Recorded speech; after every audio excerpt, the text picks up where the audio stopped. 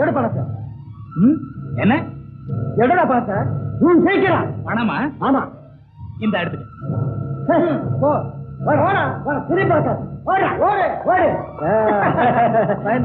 ஓடுறோம் பாரு. என்ன கேட்கணும் குடுத்துறானே. கஷ்டப்பட்டு சம்பாதிச்ச பணமா இருக்காரு. அதனால கொடுத்துட்டு போறான் பாரு ஓடுறத.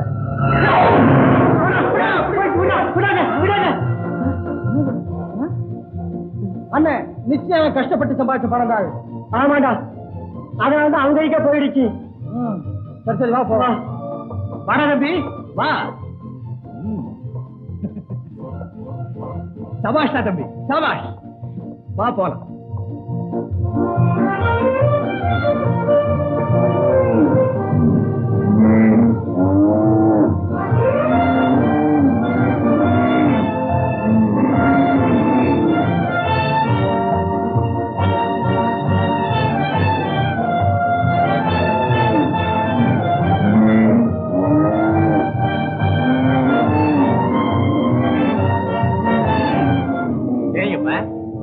நல்லா தேய்ங்க. சுறுசுறுப்பா நடக்கட்டும்.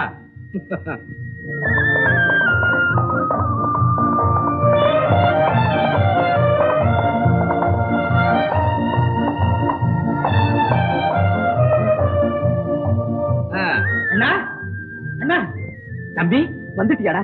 உடம்புதான் இங்க இருந்ததே தவிர உள்ளம் எல்லாம் உண்மையிலதான்டா. சதா ஆடும் இல்லையா? நம்முடைய இந்த ரத்த பாசம் உயிருள்ள வரைக்கும் இப்படியே இருக்கு. ஆண்டவன் தான் துரத்திய முருகா. அண்ணா இத்தனை நாளை விட இன்னைக்கு பண வசூல் எக்கச்சக்கம். பணத்துக்காக ஒன்னு எதிர்பார்க்கடா. வழியில ஏதாவது நீ நினைக்கிற மாதிரியே நடந்தது. என்னடா 2 பேர் கத்தி மனையில பணத்தை கேட்டாங்க. நானும் தம்பி மணி இருக்காங்க தைரியத்துல பணத்தை கொடுத்துட்டான். மணியும் பணத்தை வசூல் பண்ணிட்டு வந்தேன். மணி எங்கடா?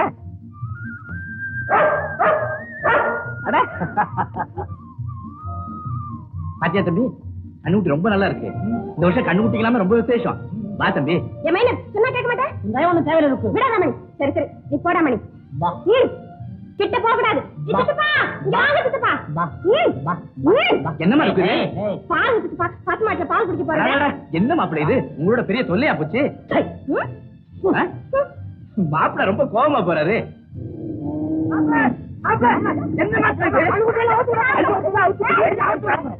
எல்லாம் அவுத்து விட போறேன். பால் இருக்குது. இந்த ருக்கோட சாப்பிடக்கூடாதுன்னு சொல்லுது. அது நேரம் மாட்டிலே குடுத்துருவோம். அதுக்கு விட மாட்டேங்குது. எல்லாருமே எதிரிங்க. பார்த்த மாயிலா ஜீவனுக்கு எல்லாம் அவுத்து விட போறேன். உன்னோட பெரிய தொல்லையா போச்சு. உள்ள தஞ்ச வேண்டியதுல வீட்டை விட்டு போயிடுறேன்.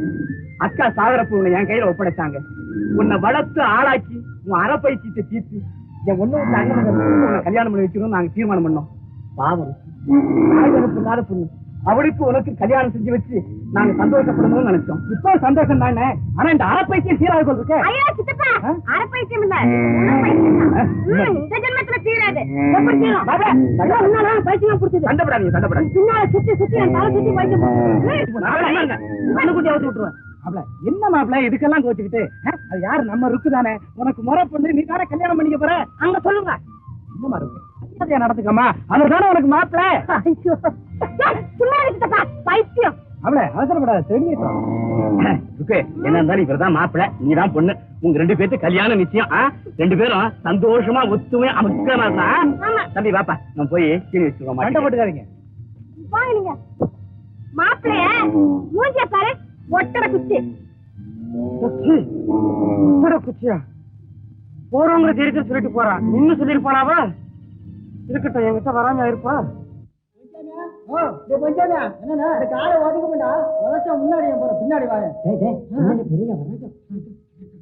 காளைகளை குளிப்பாட்டியாச்சா? காளைகளுக்கு தீனி வச்சாச்சா? எல்லாம் வச்சாச்சுங்க. தம்பி, இந்த வருஷம் இந்த காளை தான் முதல் பரிசு வாங்க போகுது. கண்டிப்பா நம்ம காளை தான் முதல் பரிசு வாங்க போகுது. ஐயா வணக்கமுங்க. என்னங்க? சந்தைக்கு போறதுக்கு வண்டிக்கு தயாரா இருக்குதுங்க. சரி நீங்க போங்க, நான் தம்பியோட வீட்டுக்கு போயிட்டு வரேன். தம்பி வா.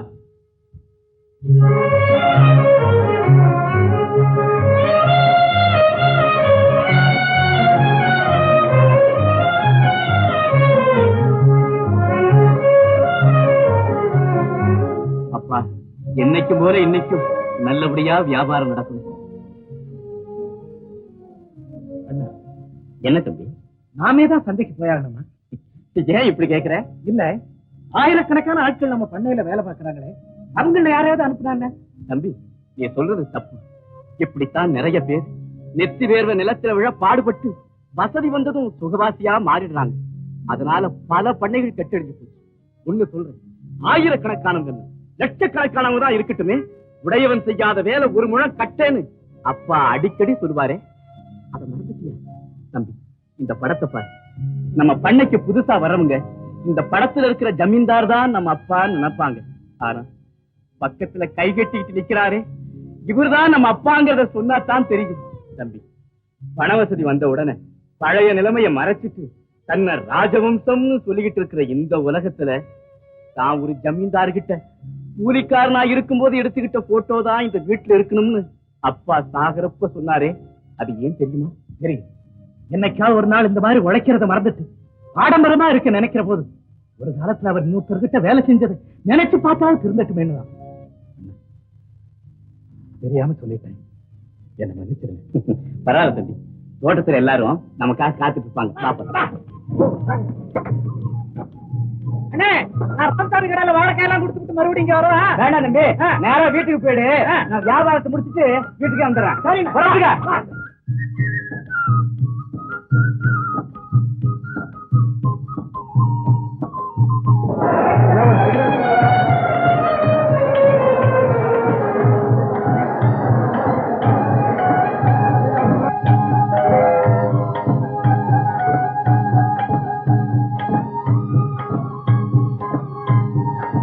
என்ன மீனாட்சி, இன்னும் வியாபாரம் ஆரம்பிக்கலையா? இந்த வாரம் தேங்காய் என்னமோ ரொம்ப கிராக்கியா இருக்கு. ஆன விலை குதிரை விலை சொல்றாங்க. நீ பேரம் பேசினா யானை கூட பூனை வரைக்கும் வாங்கிடுவீங்க. அதனாலதான் நான் உங்ககிட்டயே வாங்குறோம், எங்களுக்கு 2 காசு கிடைக்கணும்னு. என்னவோ நமக்கு வியாபாரம் தானே, நம்பி வந்துட்டோம். எப்படியோ சரக்கு வாங்கி எங்களை அனுப்பி வை. அப்பாடா, பேசி முடிச்சாச்சா? இருங்க வந்துடும். இந்தாப்பா ஒரே விலை, சம்மதம் தான் வாங்க. கொஞ்சம் ஈஸோ காட்டுங்க. வீட்டுக்கு வா, வயிறு நிறைய சாப்பாடு போடுறேன். ஆனா வியாபாரத்துல தயவு தாட்சியே கிடையாது. சரி, இப்படி வச்சுக்கோங்க. சரி ஆண்டவா.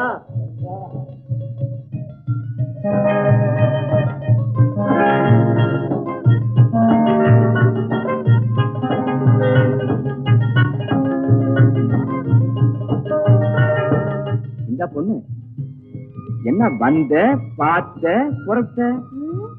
காய் வாங்க வந்தேன், உங்க கரார் விலையை பார்த்தேன், பட்டாதுன்னு புறப்பட்டுட்டேன். ஆமா, காய் வீட்டுக்கா வியாபாரத்துக்கா? எல்லாம் வியாபாரத்துக்கு தான். மொத்தமா வாங்கி சில்லறைக்கு விற்கிறேன். அப்ப உனக்காக வேணா 100 3,000 ரூபான்னு கொடுத்துற 3 ரூபான்னு கொடுக்குறேன். கொஞ்ச நேரத்துக்கு முன்னாலதான் வியாபாரத்துல தயவுதாட்சியம் காட்ட மாட்டேன்னு சொன்னீங்க. ஆனா என் மேல மட்டும் எப்படி திடீர்னு இறக்கம் வந்தது? பெண்ணுனா பேயும் இறங்குன்னு சொல்லுவாங்க. நான் மனுஷனாச்சே, இறக்கப்படாம இருக்க முடியுமா? உங்க நல்ல மனசு உங்களோடயே இருக்கட்டும். ஆம்பளைங்க இறக்கப்படுறத நான் அதிகமா விரும்ப மாட்டேன். சரி சரி, எவ்வளவு இருக்கு? 2000 இருக்கு. 2000? சரி, 103 ரூபாய் மேனிக்கு எல்லாத்தையும் கொடுங்க. சரி. என்ன மீனாட்சி, நேரம் ஆச்சு. இன்னைக்கு வாழைக்காய் வியாபாரம் தான். 100 3,4 ரூபாய். யாராருக்கு எவ்வளவு வேணுமோ எடுத்துக்கிட்டு பணத்தை முதல்ல கொடுங்க. இந்த எனக்கு 750 கொடு. இந்த எனக்கு 500. எனக்கு 750. எடுத்துக்க சீக்கிரம் வந்தா.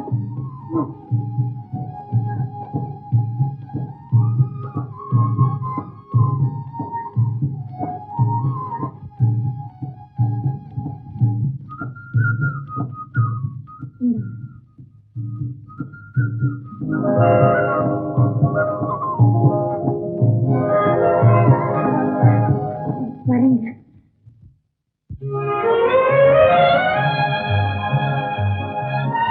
இன்னும் தங்கச்சி வரல போல இருக்கு.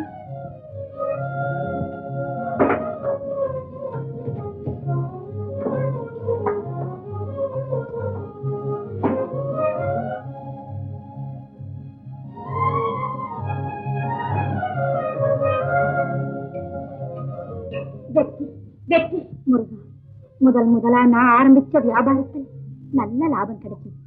இன்னைக்கு துவங்கின இந்த வியாபாரம் என்னைக்கு நின்று செழிச்சு நிறைஞ்சு தழைச்சு நல்ல விதமா நடக்கும். முருகப்பெருமான் இந்த அருள் புரியணும்.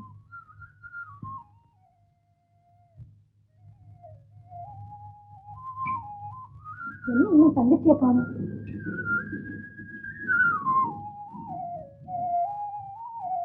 வள்ளி என்னக்கா பள்ளிக்கூடத்துல இருந்து இப்பதான் வரியா? ஆமா. ஏன் இவ்வளவு நேரம்? கூட படிக்கிற பொண்ணு வீட்டுல விசேஷம், கண்டிப்பா வரணும்னு கூட்டிட்டு போயிட்டா, அதனாலதான் இவ்வளவு நேரம். தங்கச்சி, ஆம்பளைங்க எவ்வளவு நேரம் கழிச்சு வந்தாலும் தவறு. ஆனா நீயோ பெரியவங்களை கேட்காம தக்க துணை இல்லாம உன் இஷ்டப்படி போயிட்டு வந்தது ரொம்ப தப்பு. அக்கா கேளு, சாப்பிடுற ஒரு காரியத்தை தாமா பெண்கள் தண்ணி இஷ்டப்படி செய்துக்கலாம். மற்ற பழக்க வழக்கங்களை எல்லாம் ஊர் உலகம் ஒத்துக்கிற மாதிரி தான் செய்தாகணும். சரிக்கா, அப்படியே நடந்துக்கிறேன். வா சாப்பிடலாம். எனக்கு பசி இல்ல, நீ போய் சாப்பிடு. அக்கா, இன்னைக்கு என்ன நீ புது மாதிரியா பேசுற? நீ சாப்பிடாம என்னைக்காவது நான் சாப்பிட்டுருக்கேனா? தாயும் பிள்ளையும் ஆனாலும் வாயும் வயிறும் வேறேன்னு சொல்லுவாங்க. ஆனா நம்ம 2 பேருக்கும் வாயும் வயிறு மாத்திரம் இல்ல, உள்ளமும் உணர்ச்சியும் உயிரும் கூட ஒண்ணுதானே. தங்கச்சி, தங்கச்சி, அக்கா, ஏங்கா கண் கலங்குற? தங்கச்சி, அப்பா அம்மா இல்லாத நாம் ஆண் பிள்ளைகளா இருந்த உயிர் உள்ள வரைக்கும் ஒன்னாவே இருந்தது. ஆனா நாம தான் பெண்ணா பிறந்துட்டோம். அதனால என்ன?